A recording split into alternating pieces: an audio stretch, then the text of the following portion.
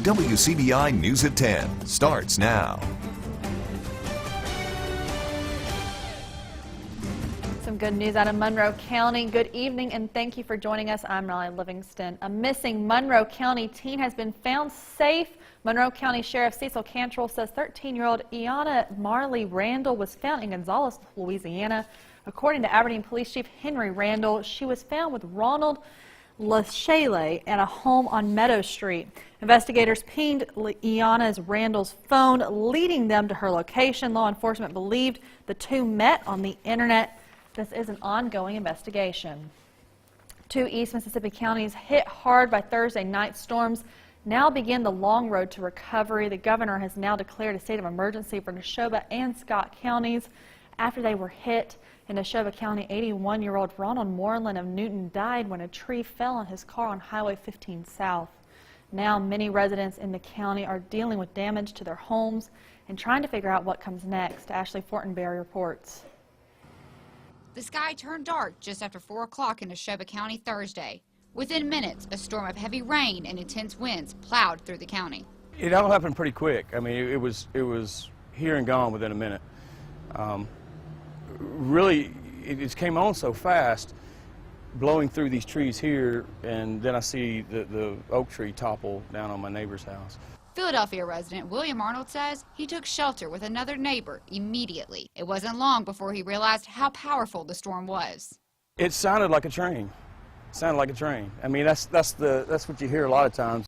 Massive trees were not even a match for the storm, as winds snapped them, uprooted them, and sent them crushing into people's homes and cars. Some businesses suffered damage too. The left wall of the Neshoba Urgent Care Clinic was ripped out. Hospital CEO Lee McCall is no stranger to severe weather. He says the storm felt all too familiar. You know, it's an eerie feeling, especially being through a tornado in the past. Yes, it definitely sounded similar to one. You could hear the winds whipping through. We were in the stairwell. McCall says he is very impressed with the way the community has come together in the aftermath, including the work of first responders and volunteers. My heart goes out to everyone that was affected, especially those that the loss of life. It's a difficult time everyone goes through. Just hang in there. We'll continue to keep them in our prayers, and just all I can say is just keep praying and hang in there and stay together and let us know if there's anything that we can do. The National Weather Service has confirmed that at least one EF1 tornado did tear through Neshoba County Thursday night. A boil water notice is in effect for parts of Noxubee County. Sugar Lock Butler Water Association says this impacts residents who live on several roads. This includes Pine Tucky Road, Highway 21 west of Pine Tucky Road, Jones Road, and Highway 39. The notice is because of a break in the water line. The company is unsure when the line will be fixed and the notice lifted. Columbus police responded to a one-vehicle accident in front of Waffle House last night. An SUV drove over the curb and into a ditch near the restaurant at around 7:30 Friday evening. It is unknown if anyone was injured, and the cause of the accident is under investigation. It was the school shooting that shocked the nation before such attacks became seemingly routine. 12 students and a teacher were shot and killed at Colorado's Columbine High School 20 years ago. Remembering the painful day, a survivor and a SWAT officer, Scott McLean, spoke to them. On April 20th, 1999, a high school in Littleton, Colorado was under attack. A pair of students armed with guns and even homemade bombs walked onto campus and started shooting at their peers. In the moments that followed, live images of students running for their lives were broadcast nationwide. Then 16-year-old Samantha Havland was one of them. She was in the cafeteria when the first shots were fired. My friends had to pull me out of my chair to the ground. I didn't understand. I had no concept of someone shooting at me, particularly in school. Havland narrowly escaped the danger, but her friend Rachel Scott did not. She was among the 13 people killed. Grant Whitus was the first SWAT officer to enter the building. He's the one seen here at the window to the cafeteria. We broke the window. I went in right then, fully expecting to be in a firefight. But by the time police went inside, 47 minutes after the initial gunfire, the shooters were already dead. And by the time we arrived, there was hundreds of cops there, and nobody had went in. 20 years ago, this is how business was done. Patrol gets there, surrounds it, locks the scene down, and waits for SWAT. In hindsight, that was the biggest mistake. It's a mistake he won't make twice. Since then, he's been teaching police to go straight to the sound of gunfire. For 10 years after the shooting, Haviland spent her life on high alert, always looking for the exits, looking out for danger. That sounds exhausting. Hypervigilance is extremely exhausting. It takes up a lot of mental energies. Haviland is now the head of counseling for all Denver public schools and sees that same hypervigilance in more and more students every year, even kids who have never experienced trauma themselves. She says it's thanks to monthly active shooter drills and graphic school shooting videos shared on social media. I can't say it surprises me. I can say it breaks my heart. Today, Columbine still attracts hollow threats and unwanted attention. Last week, a Florida teenager who police say was infatuated with the shooting took a one-way flight to Colorado and bought a gun, forcing the closure of schools across the region. I feel for the students and the staff that are there because these children weren't born even 20 years ago when it happened, but they're the targets. A lot has changed since Columbine's school shooting truly shocked the country. Police tactics, gun laws, school security, and hundreds of lives. But some things maybe never will. When I think back to high school, I don't think about the shooting. I think about the volleyball tournaments and the speech tournaments, my friends. But Columbine, to an outsider, is referring to the shooting itself. It means only one thing. It means only one thing. Scott McLean, CNN, Denver. It's now time to turn things over to meteorologist Jacob Dickey for a first look at our forecast. What's it looking like, Jacob? Well, Riley, if you think to the past couple weekends, really great out there right now. Calm, quiet, cool. Temperatures falling into the 40s already in spots. The reason for that, a lot of dry air in place. That's why we had that clear sky. That allows with radiational cooling for temperatures to fall very quickly after sunset. If you want to find some rain, it's with that upper level low that's off to the north and to the east here, still spinning as it moves off to the east. As we go through the night tonight, temperatures, I think, settle for many of us into the low 40s with calming winds and a clear sky. We'll have your full forecast coming up in just a bit. Thanks, Jacob. Today is April 20th, which is a day that many people associate with both recreational and medical marijuana. Some are pushing to get medical marijuana legalized and hope to have it in the next year's ballot. Our Cash Matlock had the opportunity to speak with several Columbus residents about the possibility of medical marijuana being legalized in the Magnolia State. Medical marijuana. It's a topic that often sparks controversy among Mississippians. I believe that it'd be a good cause, that it'd help a lot of people. Absolutely for it. No. We vote no. The group Medical Marijuana 2020 is one of the state's leading organizations that is trying to get the issue on a Mississippi ballot in 2020, which would let the people decide on whether or not to legalize the plant for medicinal use. I think they should legalize it because I know people who have seizures and they got to take like 23 pills a day, ruin their liver, and if they had medical marijuana, they could take like 3 or 4. Liver will last a lot longer. I did a lot of research in it in school, and I found that it doesn't cause a lot of harm, that a lot of people actually can use it for help. It helps out with glaucoma, a lot of cancers and stuff. Well, I don't know enough about it to really make a decision about the medical side, but I don't think it's good to have it legalized. And many Columbus residents have personal experiences that they say have influenced their opinion on the topic. I work in childcare, and I'm not from Mississippi, so I dealt with children who had seizures and other kind of anxiety disorders, and when prescribed this medication, they were healed. And the medication they were on prior to that, they were like zombies in my classroom before starting the medical marijuana. And some locals are even in support of marijuana being legalized for recreational use. I feel like it's kind of the same thing as alcohol, and it should have its restrictions, and you should have an age limit of when to use it, when not to use it. But other than that, I'm for it. I think if anybody wants to do it in the privacy of their own home, it's up to them. Medical Marijuana 2020 has until September of this year to get over 86,000 signatures on their petition in order for the issue to be on next year's ballot. We spoke with an equal number of people who were against the legalization of both medical and recreational marijuana. However, those people declined to be interviewed. Today's beautiful weather is the perfect opportunity to enjoy the outdoors, and several area kids did just that. We'll tell you more about it after the break.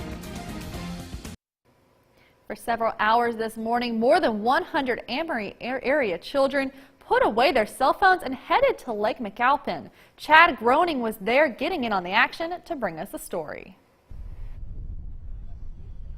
Kids on the bank of a lake, fishing poles in hand, while their parents look on. In times past, this is a scene that could have been painted by Norman Rockwell, but we'll have to settle for high-definition video. These 15 and under children took part in the 5th annual fishing rodeo hosted by the Amory Parks and Recreation Department, which allowed participants to keep their fish. We encourage everyone to keep fish, take them home, cook them. It's something special about catching or harvesting what you eat at the house. That's very important too. Honestly, I never fished until I started doing this fishing rodeo, and now I love it. I love it. It's peaceful, it's relaxing. Sherry Hazelwood is the state fishing rodeo coordinator with the Mississippi Department of Wildlife, Fisheries and Parks. Okay, we've always had a fishing rodeo program, but now we have a structured one. It's the Catfish Rodeo program. We go all over the state, and it's a big event. We do 70 plus a year, about 8,000 registered kids, and what we're trying to do is introduce the kids to the great outdoors, and something we've been blessed with all of our lives. Unlike in times past, young anglers of the 21st century have to overcome a major distraction. I think the digital age has kind of cut down on the fishing a little bit. We're trying to get kids outside nowadays. I think that's very important, getting them out of the house and everything. It seems like kids stay in the house indoors a lot more these days. Now technology takes over, so it's good to get out and enjoy, family, get away from the games, the technology itself. It's just good to get out. And Hazelwood says once many young people first toss in that hook, they get hooked. One positive fish will change a child's life. I have seen life-changing experiences with the fishing. I've seen big sullen teenagers that catch a first fish and they would start squealing and they were hooked for life. And kids had their prize catches weighed, hoping to snag the biggest of the rodeo. Chad Groening, WCBI News, Amory. Event organizers say there will still be plenty of fish remaining in the lake for anglers to try to catch in the coming days. Well, it's been great weather for fishing during the weekend here. That will keep on going. We're hooking in some sunshine for us. Dry start to the week. Late week system, though, brings a chance for some more rain and storms. We'll talk all about that coming up after the break. Your WCBI First Alert AccuWeather forecast with meteorologist Jacob Dickey. Very nice weather out there this evening. Temperatures cooled off quickly with the setting of the sun. As we go through the night, they'll continue to fall, and winds also will die on down. Dew points are in the 30s and 40s, and that will help to be where we set the floor for our temperatures overnight tonight. Down to 47 in Amory, it's 51 in West Point, 45 in Starkville. Definitely need a jacket if you're heading out for a late night snack or anything like that. The coldest air that we have in the southeast is off to our north and east now, with that upper level low that came on in. Down to 42 in Cincinnati. Atlanta has barely made it out of the low 50s today. We're at 51 here in Columbus too, but at least we got some upper 60s with all of that sunshine this afternoon. When we add the wind on top, it really tells the story of what the temperatures are doing. That drier air in the backside, allowing our temperatures to cool off on that upper level low. Off to our west though, south winds bringing in warmer, more humid air. That's what we'll see, those 60s and 70s. We get a chance of that later on this upcoming week. There's the last of that pesky remnant low that's finally sliding out. For the rest of us though, it is a clear, starry night. Temperatures will be falling into the low 40s for many of us. I've got us down to 43 in Columbus, West Point at 42, 46 in Pontotoc, 45 in Calhoun City. Really great weather overall. Tomorrow, too, on Easter, we might call it excellent. We'll be into the upper 70s, 79 at 3 p.m. for many of us. Southwest winds, south winds generally under 5 miles an hour. A very pleasant Sunday coming for us. Some of us may sneak into the low 80s here, but regardless if you hit 80 or not, great day for us. 78 in Starkville, 80 Louisville, 79 Columbus, Tupelo at 78. I've got 77 in Pontotoc. The dry and quiet weather continuing for a number of days. Almost haven't seen this all spring long, keeping things dry and quiet here. As we get into Tuesday night and then into Wednesday, the chance for an isolated shower or storm picks back up with this system moving our way. But I think most of the rain with that is going to hold off until the day on Thursday. And regardless, we're going to keep temperatures pretty nice here, a little bit above average over the next 5 days here. Upper 70s, low 80s, about where we should be, keeping that seasonal late April spring. Now, April showers still continuing here. The good news, though, is not a goose rounder at all for us this upcoming week, much like it was the last few weeks. Half inch of rain, give or take a little bit over the next 7 days. Most of that will fall on Thursday. It will be very scattered in nature. 43 will be the low tonight, clear and cool with calming winds after the blustery day we had today. As we head into Sunday, again, nice Easter weather. We keep it with a partly cloudy sky Monday and Tuesday. By Wednesday, especially into Thursday, chance for scattered showers and storms returns. Ole Miss with the top 25 matchup to Auburn in Oxford. Highlights from the rubber match is next in sports. Your WCBI Sports with Courtney Robb.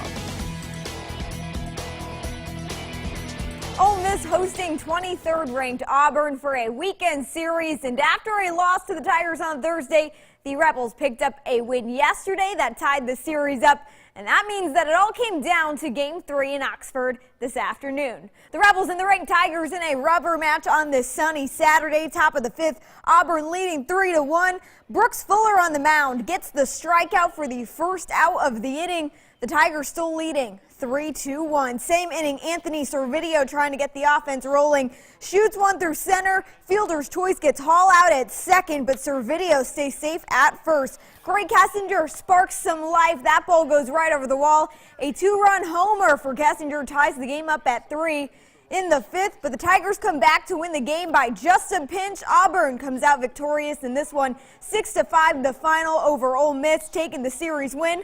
Next up, the Rebels play number 6 Mississippi State on Tuesday. And speaking of Mississippi State, a very tough weekend for the Diamond Dogs in Fayetteville in the 3-game series. Played against Arkansas, State only held the lead for just 1 inning. MSU falls today in a shutout. The final in that game, 10-2. The final against the Hogs, and only 6 hits on the day, 2 of those coming from Tanner Allen. JT Ginn as the starting pitcher for the Bulldogs. He had 4 strikeouts in his 5 innings on the mound. And like previously mentioned, next up for Mississippi State, it's going to be a rivalry matchup to Ole Miss in Pearl later this week. Ole Miss softball in Starkville, the Rebels and the Bulldogs with a rubber match earlier today. Top of the 8th, Brittany Feeney at the plate. Williams on the mound walks her, and it loads the bases. A little later, Autumn Gillespie with the deep double out to left field brings in Cooper, Puck, and Allie, all coming in for the score. A crucial turning point in the game for a late Ole Miss lead. Kaylee Horton up to bat. She's going to pop one out to center field, and the diving catch by Kat Moore prevents any more Ole Miss runs. And then Mia Davidson, she's going to have a late comeback effort, does what she knows how to do, sends the ball right over the wall to get MSU on the board. But that effort would come just too late. MSU falls to Ole Miss at home, 3-1 the final in 8 innings. Next up, MSU hosts Missouri next weekend, and Ole Miss heads back to Oxford for a midweeker to Southern Miss. Well, high school teams around the area are giving it all they got to survive and advance. I've got highlights from high school baseball and softball playoffs coming up after the break. Stick with us.